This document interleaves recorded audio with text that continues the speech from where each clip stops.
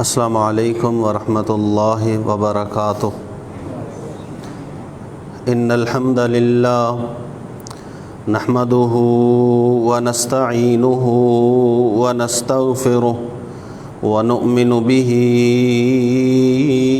ونتوکل علیہ ونعوذ باللہ من شرور انفسنا ومن سیئات اعمالنا من يهده الله فلا مضل له ومن يضلله فلا هادي له أشهد أن لا إله إلا الله وحده لا شريك له وأشهد أن محمدًا عبده ورسوله يا أيها الذين آمنوا اتقوا الله حق تقاته ولا تموتن إلا وأنتم مسلمون يا أيها الناس اتقوا ربكم الذي خلقكم من نفس واحدة وخلق منها زوجها وبث منهما رجالا كثيرا ونساء واتقوا الله الذي تساءلون به والأرحام إن الله كان عليكم رقيبا يا أيها الذين آمنوا اتقوا الله وقولوا قولا سديدا يصلح لكم أعمالكم ويغفر لكم ذنوبكم ومن يطع الله ورسوله فقد فاز فوزا عظيما أما بعد فإن خير الحديث كتاب الله وخير الهدي هدي محمد صلى الله عليه وسلم شر الأمور محدثاتها وكل محدثة بدعة وكل بدعة ضلالة وكل ضلالة في النار إن الله وملائكته يصلون على النبي يا أيها الذين آمنوا صلوا عليه وسلموا تسليما اللهم صل على محمد وعلى آل محمد كما صليت على إبراهيم وعلى آل إبراهيم إنك حميد مجيد اللهم بارك على محمد وعلى آل محمد كما باركت على إبراهيم وعلى آل إبراهيم إنك حميد مجيد أعوذ بالله السميع العليم وبوجهه الكريم وسلطانه القديم من الشيطان الرجيم من همزه ونفخه ونفثه بسم الله الرحمن الرحيم والذين اجتنبوا الطاغوت أن يعبدوها وأنابوا إلى الله لهم البشرى فبشر عباد الذين يستمعون القول فيتبعون أحسنه أولئك الذين هداهم الله وأولئك هم أولو الألباب۔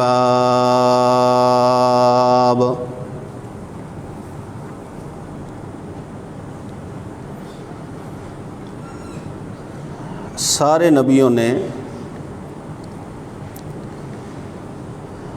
اپنی اقوام کو سب سے پہلے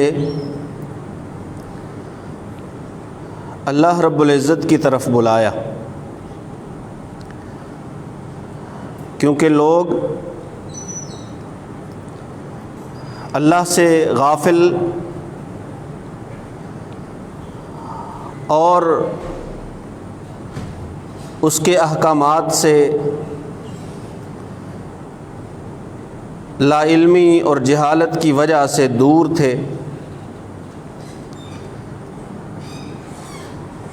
اس لیے انہیں آ کے سب سے پہلے یہی بات یاد کروائی کہ تم اس کے بندے ہو، اسی نے تمہیں پیدا کیا اور ساری زندگی کی جو ضروریات ہیں وہ اسی نے تمہارے لیے مہیا فرمائی ہیں، اور اتنی بڑی کائنات کا وہ اکیلا مالک بھی ہے، خالق بھی ہے، مدبر الامور بھی ہے، لہٰذا ان ساری چیزوں کا تقاضا یہ ہے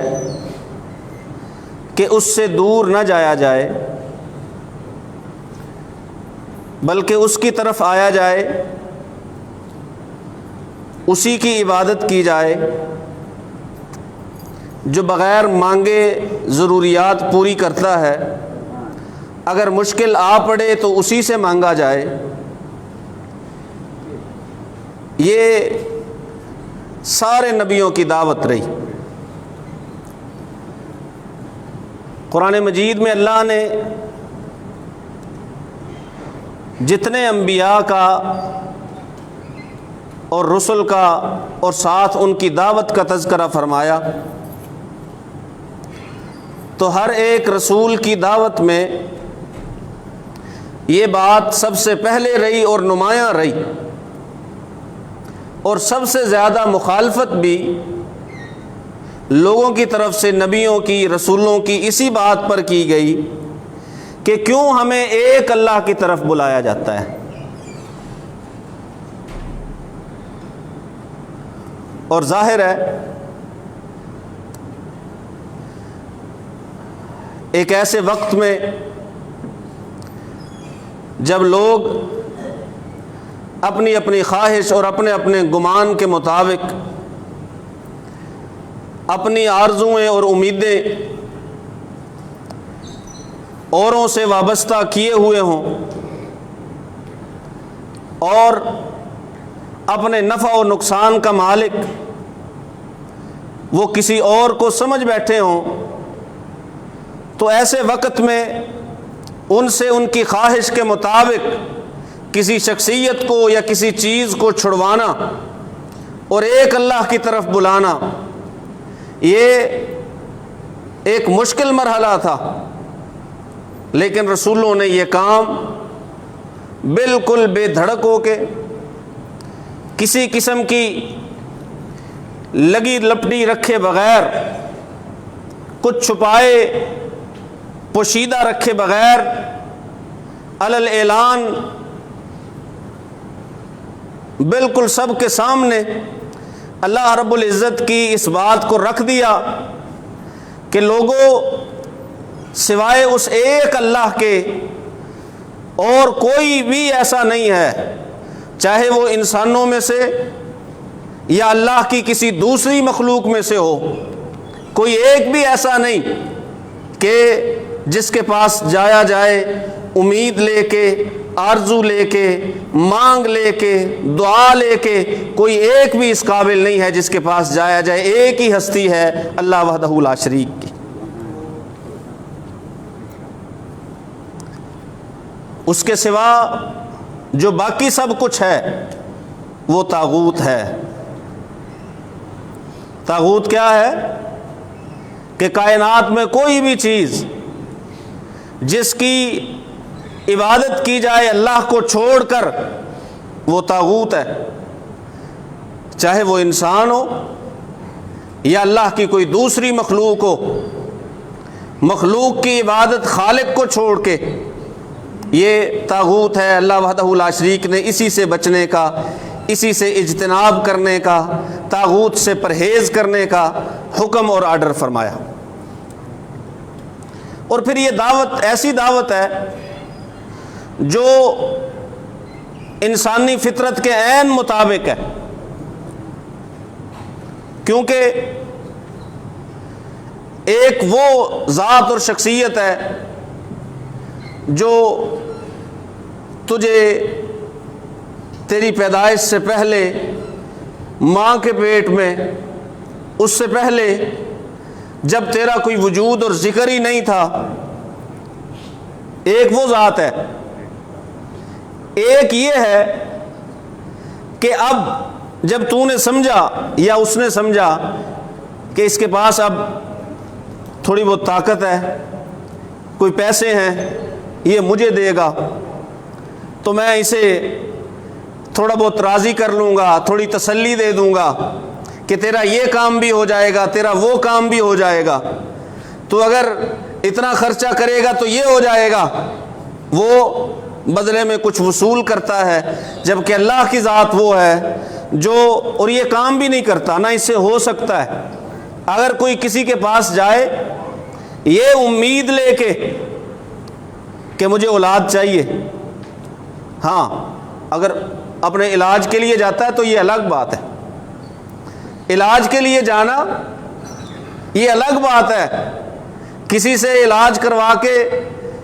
کوئی جسم کا عضو دوسرا ڈلوا لینا یہ علاج ہے، اگر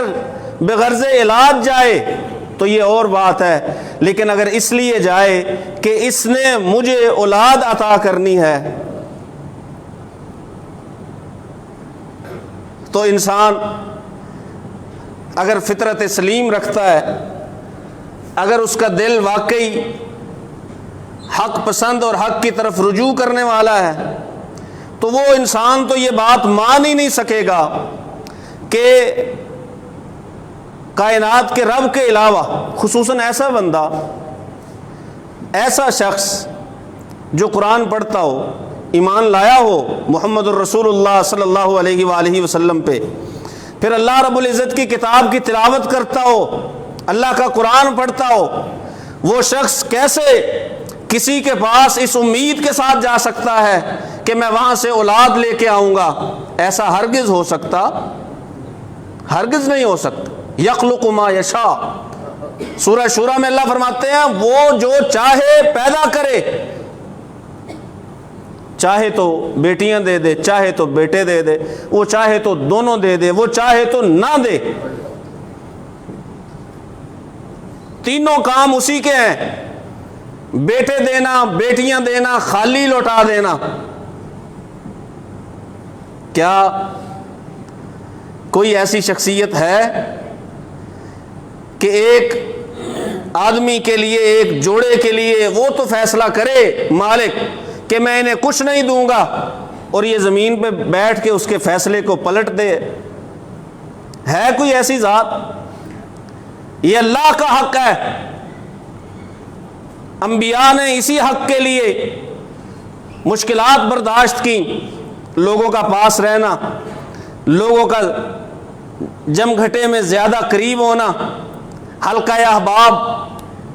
وہ وسیع ہونا، کون نہیں چاہتا؟ میٹھی میٹھی باتیں کرنا، جیسی لوگ چاہیں ویسی باتیں کرنا، جس سے لوگ زیادہ قریب آئیں وہ باتیں کرنا، یہ آسان کام ہے، آسان کام ہے، جیسے کوئی چاہے ویسی بات کر دینا، ویسے کہہ دینا، لوگ زیادہ بیٹھیں گے، لوگ زیادہ بات سنیں گے۔ نبیوں کا یہ طریقہ نہیں، انبیاء نے بات کی اللہ کی وحی کے مطابق، چاہے وہ لوگوں کو اچھی لگے چاہے ناگوار گزرے، وَلَوْ كَرِهَ الْكَافِرُونَ وَلَوْ كَرِهَ الْمُشْرِكُونَ، دین اللہ نے بھیج دیا، رسول کو دے دیا اور کہا یہ دین ہے، یہ ہدایت ہے، یہ پیغام ہے، اس کے نافذ کرنے کی، اس کو غالب کرنے کی آپ نے کوشش کرنی ہے، لِيُظْهِرَهُ عَلَى الدِّينِ كُلِّهِ، باقی کسی کا کوئی دین، کسی کا کوئی دین، یہ دین سب سے بہتر، سب سے اعلیٰ، سب سے افضل بات اسی کی ہے، باقی کسی بھی دین کی بات کو اس دین کی بات کے برابر یا اس سے اونچا نہیں رکھا جا سکتا، وہ مغلوب ہوگی، اس دین کی بات غالب آئے گی۔ لوگ تو نہیں مانیں گے، لوگ تو اعتراض کریں گے، لوگ تو متنفر ہوں گے، لوگ تو برا جانیں گے۔ اللہ فرماتے ہیں وَلَوْ كَرِهَ الْكَافِرُونَ، چاہے کافروں کو برا لگے یا مشرکوں کو برا لگے یا کافروں مشرکوں کے علاوہ کسی اور کو برا لگے،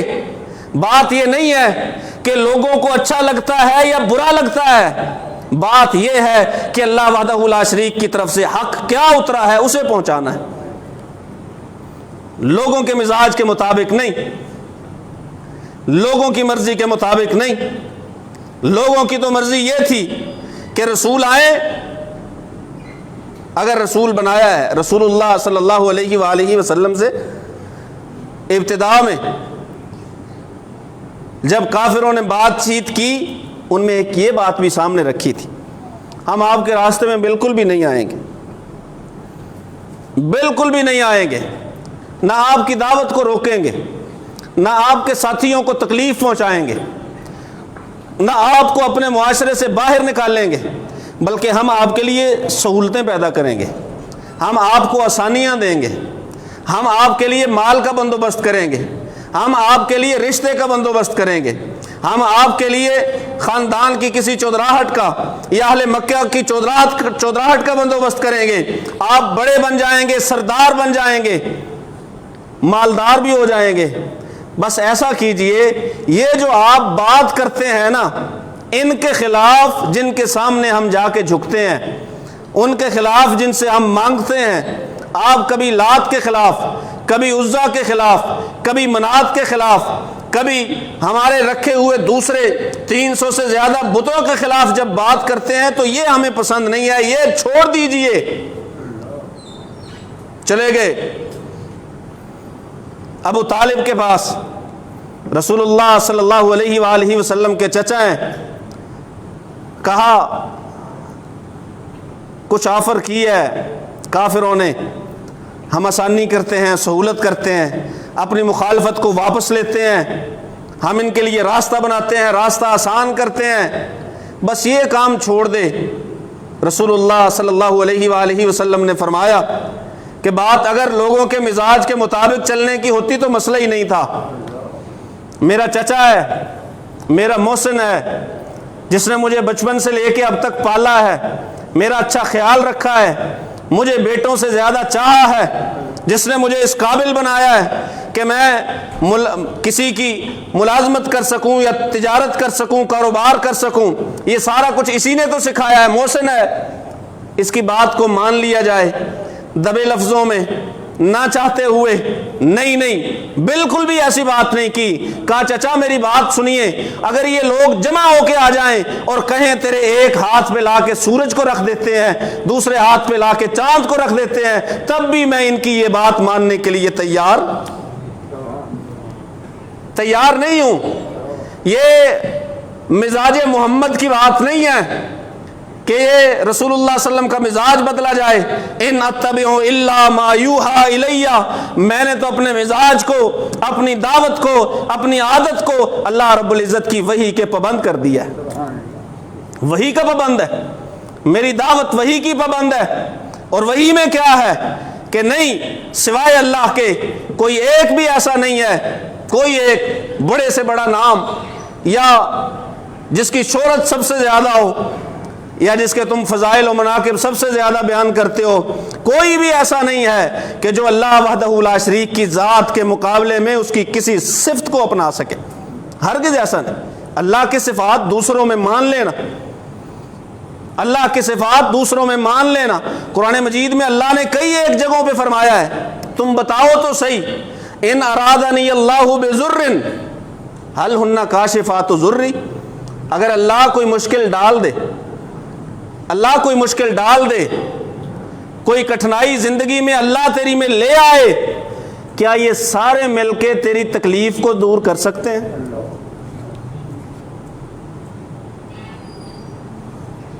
ان ارادنی اللہ برحمت هل ہن ممسکات رحمتہ، آپ یہ بھی پوچھئے کہ اگر اللہ مجھے رحمت عطا فرمانا چاہے، اللہ مجھ پہ مہربانی کرنا چاہے، تو یہ سارے مل کے اس کی رحمت کو روک سکتے ہیں؟ کوئی ایک، نہ صرف یہ کہ اس دور کے لوگوں میں سے، قرآن مجید کی آیتیں تو ہر دور کے لیے ہیں، یہ تو عالمگیر ہیں، قیامت آ جائے گی، لیکن قرآن مجید کی آیتیں ہر دور کے لیے ویسے ہی رہیں گی جیسی ہیں آج کے دور میں۔ کوئی ہے ایسا کہ اللہ کوئی مشکل ڈال لے، اللہ بیماری دے، اللہ کسی کو آزمانے کے لیے کسی تنگی میں ڈال دے، وہ نقصان کا ارادہ کرے؟ ہے کوئی جو نفع پہنچا سکے؟ وہ کسی کو ہدایت دینا چاہے؟ کائنات میں ہے کوئی ایک نام؟ بڑے بڑے نام آج کل لیے جاتے ہیں، ایسے نام بھی لیے جاتے ہیں جن کے بارے میں کہا جاتا ہے کہ اگر فرشتہ روحیں لے کے جا رہا ہو تو وہ روحیں چھین بھی لیتے ہیں۔ فرشتہ ایک ڈرامہ سا بنا دیا، ڈرامہ بنا دیا، گویا کہ روحیں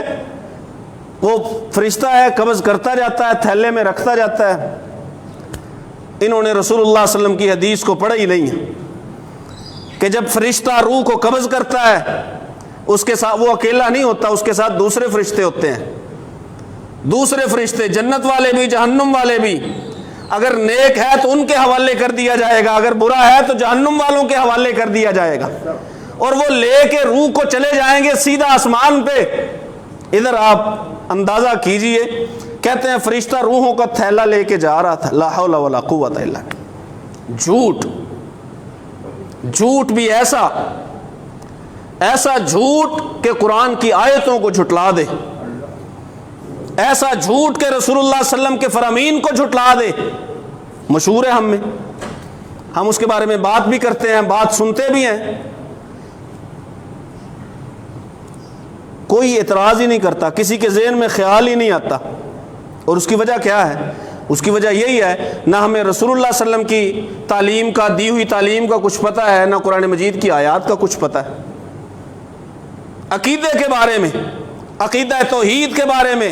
جو کہ ایک بنیادی چیز ہے، جس کا علم ضروری ہے، جس پہ جنت اور جہنم کا سیدھا سیدھا فیصلہ ہے، عقیدے کے بارے میں ایسی باتیں سنتے ہیں، بیان کرتے ہیں، پڑھتے ہیں، خیال ہی نہیں آتا۔ کوئی اٹھ کے کسی کو کہتا ہی نہیں ہے ایسا کیسے ہو سکتا ہے۔ کوئی بھی شخصیت کائنات میں بڑی سے بڑی ہو، اگر اللہ کسی کو مارنا چاہے، قرآن کیا کہتا ہے؟ لا یستأخرون عنہ ساعۃ ولا یستقدمون۔ ٹائم آ گیا، ایک منٹ کا آگا یا پیچھا نہیں ہو سکتا، ایک لمحے کا بھی۔ لا یستأخرون عنہ ساعۃ ولا یستقدمون۔ ٹائم آ گیا، بس اب مہلت نہیں ہے۔ لولا اخرتنی الی اجل قریب۔ کئی کہنے والے کہتے ہیں اس وقت میں کہ اللہ تھوڑی سی مہلت مل جاتی۔ ان اجل اللہ اذا جاء لا یؤخر۔ اللہ فرماتے ہیں یہ اللہ کا فیصلہ ہے، جب آ جاتا ہے پھر اس میں تاخیر ہوتی۔ ما یبدل القول لدی۔ جو اللہ کی بات ہے اسے بدلا جا سکتا، اسے بدلا نہیں جا سکتا، اسے پھیرا نہیں جا سکتا، اسے اس بات کے واقع ہونے کو۔ قرآن مجید میں اللہ وحدہ لا شریک فرماتے ہیں کہ اللہ کی طرف سے سزا ہے، عذاب ہے اللہ کا، ما لہ من دافع۔ اسے کوئی روک سکتا؟ کوئی نہیں روک سکتا۔ یہ قرآن ہے، اس کے پہنچائے گئے نفع کو کوئی نقصان میں نہیں بدل سکتا۔ وہ اگر نقصان کرنا چاہے کوئی اس نقصان سے بچ سکتا؟ وہ جان لینا چاہے یا جان کسی کی لے لے، کوئی اس سے جان کو واپس لے کے آ سکتا؟ کوئی بھی نہیں، ہے ہی نہیں کوئی۔ یہی تو دعوت ہے، یہی تو بنیادی بات ہے کہ اللہ وحدہ لا شریک کی ذات کے بارے میں، اس کی صفت کے بارے میں، ساری صفات کے بارے میں ایک ایسا تصور وہ ذہن میں پختہ ہو جائے کہ جو اللہ ہے وہ اور کوئی بھی نہیں ہے۔ رسول اللہ صلی اللہ علیہ وآلہ وسلم نے صاف کہہ دیا کہ نہیں، یہاں پہ تو سمجھوتا ہی نہیں ہے۔ جب بات اللہ کی ذات کی آتی ہے، اور آپ اس بات کو ذہن میں رکھیے کہ یہ جو اللہ کو واحد ماننا ہے، ایک اللہ کو معبود ماننا ہے، ایک اللہ کو سب کی سننے والا اور سب کی ضرورتیں پوری کرنے والا ماننا ہے، یہ اللہ کا حق ہے، یہ اللہ کا حق ہے۔ کئی دفعہ ذہن میں یہ بات آتی ہے کہ یہ لوگ اس لیے یہ بات کرتے ہیں کیونکہ یہ اولیاء اللہ کے مخالف ہیں، اولیاء اللہ کو مانتے نہیں ہیں، اللہ کے ولیوں کی نہیں مانتے، نہ اللہ کے ولیوں کو مانتے ہیں۔ بھی بات یہ ہے، یہ جو اللہ کا حق ہے جب اس پہ ہاتھ ڈالا جائے گا، یہ جو اللہ کا حق ہے جب اسے نقصان پہنچانے کی کوشش کی جائے گی، یہ جو اللہ کا حق ہے جب اسے نشانہ بنایا جائے گا، تو پھر جو بولے گا اس کے بارے میں یہ ساری باتیں کی جائیں گی کہ ولیوں کو نہیں مانتے، بزرگوں کو نہیں مانتے، اولیاء اللہ کو نہیں مانتے، ائمہ کو نہیں مانتے۔ ہرگز ایسا نہیں ہے، اولیاء اللہ کو بھی مانتے ہیں، ائمہ کو بھی مانتے ہیں، بزرگوں کو بھی مانتے ہیں، لیکن اللہ وحدہ لا شریک کے حق میں کسی کو دخل اندازی نہیں کرنے دیتے۔ اللہ کے حق پہ ڈاکہ ڈالا جائے، اللہ کا حق چوری کیا جائے، اللہ کا حق اٹھا کے کسی اور کو دیا جائے۔ سورہ انعام میں اللہ وحدہ لا شریک فرماتے ہیں، فرمایا کچھ لوگ ایسے ہیں کہ جو اپنے انہوں نے بنائے ہوئے ہیں ان کا بھی حصہ مقرر کر لیتے ہیں اور اللہ کا بھی حصہ مقرر کر لیتے ہیں۔ جو ان کے بنائے ہوئے لوگوں کا حصہ ہے اس میں سے کچھ بھی اللہ کی طرف نہیں جانے دیتے۔ وَمَا كَانَ لِلَّهِ فَهُوَ يَصِلُ إِلَىٰ شُرَكَائِهِمْ، لیکن اللہ کا حصہ جو ہے نا وہ اپنے بنائے ہوئے معبودوں کو دے ڈالتے۔ اللہ کے حق پہ ڈاکہ، توحید اللہ کا حق ہے، اکیلا الہ ہونا اللہ کا حق ہے،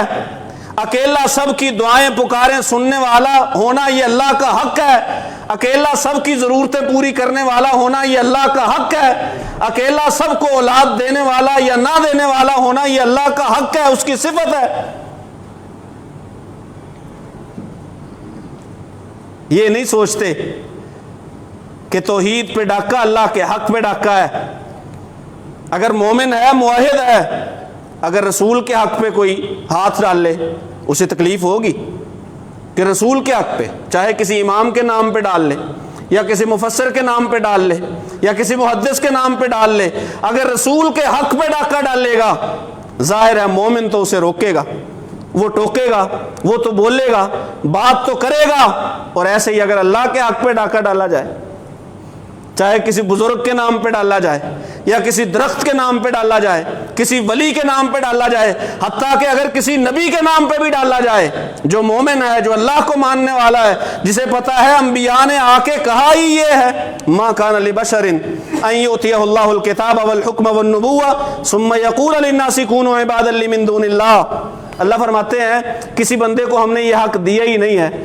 اسے بھی نہیں دیا جسے ہم نے کتاب دی، جسے ہم نے حکم دیا، جسے ہم نے نبوت دی، ہم نے اسے بھی یہ حق نہیں دیا کہ لوگوں کو جا کے کہے کہ میرے بندے بنو، لوگوں کو جا کے کہے کہ میری عبادت کرو، لوگوں کو جا کے کہے کہ مجھ سے مانگو۔ اللہ وحدہ لا شریک فرماتے ہیں وَلَٰكِن كُونُوا رَبَّانِيِّينَ، ہم نے تو انہیں ایک ہی بات دے کے، ایک ہی کام دے کے بھیجا ہے کہ لوگوں وہ تمہارا رب ہے، لہٰذا جھکنا ہے تو اس کے آگے، اگر ہاتھ پھیلانے ہیں تو اس کے آگے۔ ماننا اور بات ہے، مانگنا اور بات ہے۔ ضروری نہیں کہ جسے مانا جائے اسے مانگا بھی جائے۔ عیسائی کہتے ہیں مسلمانوں کو کہ یہ عیسیٰ علیہ الصلوۃ والسلام کو نہیں مانتے، حالانکہ جب تک جناب عیسیٰ علیہ الصلوۃ والسلام کو نہ مانا جائے ایمان ہی مکمل نہیں ہوتا۔ لیکن عیسیٰ کو اللہ کا بیٹا مان لیں، ایسا ہو سکتا؟ عیسیٰ کو اس کی الوہیت میں شریک مان لیں، عیسیٰ کی والدہ مریم علیہ السلام کو اس کی الوہیت میں شریک مان لیں، ایسا ہو سکتا؟ نہیں ہے۔ سو یہ تو کہا جائے گا کہ عیسیٰ علیہ الصلوۃ والسلام کو مانتے نہیں ہیں، مانتے ہیں لیکن ویسے جیسے رسول اللہ صلی اللہ علیہ وسلم نے سکھا دیا۔ اسی طرح اولیاء کو، بزرگوں کو مانتے ہیں ویسے جیسے رسول اللہ صلی اللہ علیہ وسلم نے ایک حد مقرر کر دی، سکھا دیا، یہاں تک ہے ما شاء اللہ وشئت، ایک شخص نے آ کے کہہ دیا رسول اللہ صلی اللہ علیہ وسلم کو وہی ہوگا جو اللہ چاہے گا اور جو آپ چاہیں گے۔ رسول اللہ صلی اللہ علیہ وسلم نے فرمایا اجعلتنی للہ ندن، مجھے اللہ کا شریک بنا دیا ہے۔ اس سے بڑی شخصیت کائنات میں کوئی نہیں۔ کائنات کی جتنی بھی مخلوق ہے، چھوٹی یا بڑی، سب سے افضل ترین شخصیت محمد الرسول اللہ صلی اللہ علیہ وسلم کی ہے۔ جب ان کے نام پہ اللہ وحدہ لا شریک کے کسی حق کو کھینچا نہیں جا سکتا، چرایا نہیں جا سکتا، تو پھر اس کے بعد کون ہے، کون ایسا ہے کہ جس کے بارے میں یہ کہا جائے جو رسول اللہ صلی اللہ علیہ وسلم نے اپنے بارے میں کہنے سے بھی منع فرما دیا۔ منع اس لیے فرما دیا کہ یہ اللہ کا حق ہے، اللہ کے پاس رہے گا۔ والذین اجتنبوا الطاغوت ان یعبدوها وانابوا الی اللہ، اللہ وحدہ لا شریک فرماتے ہیں وہ لوگ جو طاغوت کی عبادت سے بچتے ہیں اور اللہ کی طرف رجوع کرتے ہیں، ان کے لیے خوشخبری ہے۔ اے پیغمبر صلی اللہ علیہ وسلم ایسے بندوں کو خوشخبری دیجیے۔ بھی یہ ایک وضاحت جو ہے وہ ضروری ہے دوران خطبہ، اس لیے وضاحت کر رہا ہوں کہ یہ انتہائی ضروری بات ہے۔ ہمارے علاقے میں، اسی علاقے میں قریب کچھ لوگ ایسے ابھرے ہیں جو کہ رسول اللہ صلی اللہ علیہ وسلم کے صحابہ کرام رضوان اللہ علیہم اجمعین کو برا بھلا کہتے ہیں، گستاخی کرتے ہیں، بے ادبی کرتے ہیں۔ ان کے خلاف جو ہے سنی ایکشن کمیٹی، اس میں وکلاء بھی ہیں، علماء بھی ہیں اور لوگ بھی ہیں، انہوں نے کام تو شروع کر دیا ہے قانونی طور پہ۔ یہ بات آپ کے سب کے علم میں ہونی چاہیے کہ ایسے لوگ جو ہمارے معاشرے میں ہیں وہ معاشرے کو بگاڑنے کی، خراب کرنے کی، فساد کی طرف لے جانے کی کوشش کرتے ہیں۔ رسول اللہ صلی اللہ علیہ وسلم کے صحابہ، پہلے صحابی سے لے کے آخری صحابی تک، وہ ہمارا ایمان ہے، ایمان کا حصہ ہیں۔ اگر اکثریت مسلمانوں کے جذبات کو مجروح کیا جائے گا رسول اللہ صلی اللہ علیہ وسلم کے صحابہ کے بارے میں نازیبہ گفتگو کر کے، تو پھر جو معاشرے کا امن ہے اسے خطرہ لاحق ہو جائے گا۔ تو اس لیے ضروری ہے، اپیل ہے انتظامیہ سے بھی اور عام لوگوں سے بھی کہ ایسے لوگوں کو حتی الامکان روکا جائے، منع کیا جائے اور ان کے خلاف مناسب کارروائی کی جائے۔ یہ نہ ہو کہ کہیں پہ کوئی طیش میں آ کے ایسی غلطی کر بیٹھے جس سے معاشرہ جھگڑے کی طرف چلا جائے۔ آپ سب سے بھی یہ گزارش ہے کہ اس بات کو ذہنوں میں رکھیں، اور انتظامیہ سے بھی گزارش ہے کہ ایسے جو افراد ہیں ان کو روکا جائے، ان کو پابند کیا جائے، انہیں پکڑا جائے اور ان کے خلاف بات کرنے والوں کی بات سنی جائے۔ ان کے خلاف بات اس لیے کی جاتی ہے کیونکہ ایسے لوگ معاشرے کا امن خراب کرنے کی کوشش کر رہے ہیں۔ اللہ وحدہ لا شریک سے دعا ہے اللہ سن سمجھ کر عمل کرنے کی توفیق نصیب فرمائے۔ فما علیہ